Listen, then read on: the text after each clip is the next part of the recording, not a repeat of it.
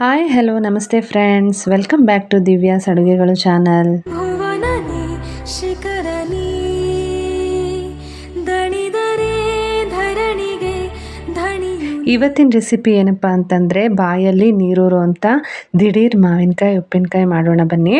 ಇದಕ್ಕೆ ಬೇಕಾಗಿರುವಂತಹ ಪದಾರ್ಥಗಳನ್ನ ಫಸ್ಟ್ ನೋಡೋಣ. ನಾನು ತೊಳೆದಿಟ್ಕೊಂಡಿರೋ 2 ತೋತಾಪುರಿ ಮಾವಿನಕಾಯನ್ನು ತೊಗೊಂಡಿದ್ದೀನಿ. ಹಾಗೆ ಒಂದು ಗೆಡ್ಡೆಯಷ್ಟು ಬೆಳ್ಳುಳ್ಳಿನ ಸುಲಿದಿಟ್ಕೊಂಡಿದ್ದೀನಿ. 4-5 ಕರಿಬೇವಿನ ಕಡ್ಡಿ ತೊಗೊಂಡಿದ್ದೀನಿ. ಹಾಗೆ ಅಚ್ಕಾರದ ಪುಡಿ ತೊಗೊಂಡಿದ್ದೀನಿ. ಹಾಗೆ ಇದಕ್ಕೆ ನಾನು 4 ಟೇಬಲ್ ಸ್ಪೂನಷ್ಟು ಸಕ್ಕರೆ ತೊಗೊಂಡಿದ್ದೀನಿ. ಒಗ್ಗರಣೆಗೆ ಸ್ವಲ್ಪ ಸಾಸಿವೆ, ಅರಿಶಿಣ ಹಾಗೆ ರುಚಿಗೆ ತಕ್ಕಷ್ಟು ಉಪ್ಪನ್ನು ತೊಗೊಂಡಿದ್ದೀನಿ. ಹಾಗಾದರೆ ಬನ್ನಿ ಹೇಗೆ ಮಾಡೋದು ಅಂತ ನೋಡೋಣ. ಮೊದಲು ಸ್ಟವ್ನ ಆನ್ ಮಾಡಿಕೊಂಡು ಕಡಾಯಿ ಇಟ್ಕೊಂಡು ಕಡಾಯಿಗೆ ಒಂದು 4-5 ಟೇಬಲ್ ಸ್ಪೂನಷ್ಟು ಆಯಿಲ್ನ ಹಾಕಿದ್ದೀನಿ. ಇದಕ್ಕೆ ಸ್ವಲ್ಪ ಎಣ್ಣೆ ಸ್ವಲ್ಪ ಜಾಸ್ತಿ ಇದ್ದರೆ ಚೆನ್ನಾಗಿರುತ್ತೆ ಟೇಸ್ಟು. ಹಾಗೆ ಎಣ್ಣೆ ಕಾದ್ಮೇಲೆ ಈಗ ಸಾಸಿವೆನ ಹಾಕಿ ಆ ಸಾಸಿವೆ ಸಿಡಿದಾದ್ಮೇಲೆ ನಾವು ಜಜ್ಜಿಟ್ಕೊಂಡಿದ್ವಲ್ಲ ಆ ಬೆಳ್ಳುಳ್ಳಿನ ಹಾಕ್ಕೊಂಡು, ಬೆಳ್ಳುಳ್ಳಿ ಹಾಕೋದ್ರಿಂದ ಉಪ್ಪಿನಕಾಯಲ್ಲಿ ಇದ್ರದ್ದು ಫ್ಲೇವರು ತುಂಬ ಚೆನ್ನಾಗಿರುತ್ತೆ, ಅದಕ್ಕೋಸ್ಕರ ಬೆಳ್ಳುಳ್ಳಿನ ಹಾಕೋದು. ಹಾಗೆ ಈಗ ನೋಡಿ ಈ ಬೆಳ್ಳುಳ್ಳಿ ಗೋಲ್ಡನ್ ಬ್ರೌನ್ ಆಗಿದೆ. ಈಗ ನಾವು ಇದಕ್ಕೆ ಕರಿಬೇವನ್ನ ಹಾಕೋಣ. ಕರಿಬೇವು ಕೂಡ ಚೆನ್ನಾಗಿ ಫ್ರೈ ಆಗಲಿ. ನೋಡಿ, ಈ ಥರ ಚೆನ್ನಾಗಿ ಫ್ರೈ ಮಾಡ್ಕೊಳ್ಳಿ. ಈ ಥರ ಫ್ರೈ ಆದಮೇಲೆ ಇದಕ್ಕೆ ನಾವು ಸ್ವಲ್ಪ ಅರಿಶಿಣವನ್ನು ಹಾಕ್ಕೊಳ್ಳೋಣ. ಅರಿಶಿಣ ಹಾಕ್ಬಿಟ್ಟು ಇದನ್ನು ಸ್ವಲ್ಪ ಚೆನ್ನಾಗಿ ಫ್ರೈ ಮಾಡಿಕೊಂಡು ಈ ಅರಿಶಿಣ ಹಾಕಿ ಫ್ರೈ ಆಗಿದ್ದಾದಮೇಲೆ ಇದಕ್ಕೆ ನಾವು ಅಚ್ಕಾರದ ಪುಡಿಯನ್ನು ಹಾಕ್ಕೋಬೇಕು.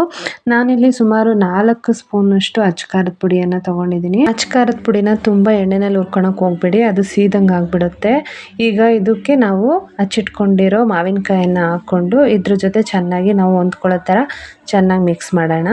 ನೋಡಿ, ಈ ಥರ ಮಿಕ್ಸ್ ಆಗಿದೆ. ಈಗ ಇದಕ್ಕೆ ನಾವು ರುಚಿಗೆ ಎಷ್ಟು ಬೇಕೋ ಅಷ್ಟು ಉಪ್ಪು, ನಾನಿಲ್ಲಿ 3.5 ಟೇಬಲ್ ಸ್ಪೂನಷ್ಟು ಉಪ್ಪನ್ನು ತೊಗೊಂಡಿದ್ದೀನಿ. ಬೇಕಂದರೆ ನಾವು ಆಮೇಲೆ ಕೂಡ ಆ್ಯಡ್ ಮಾಡ್ಕೋಬೋದು.